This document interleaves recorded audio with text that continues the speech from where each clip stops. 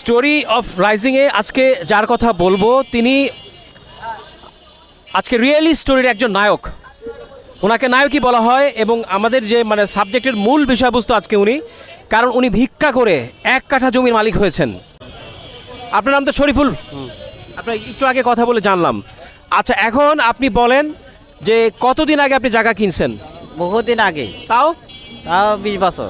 20 বছর আগে 20,000 টাকা দিয়ে জায়গা কিনছেন? বাসাতে মাটি কিনিস না, এ মানুষের বাড়ির থাকে কি কষ্ট, মানুষের ধারা দেয়, চলে যা তারা দেয়, ওই করে আবার না ফের কষ্ট করে ওই ভিক্ষা টিয়ে করে 20,000 টাকা 2 বার একা দিয়েছি 10,000 করে।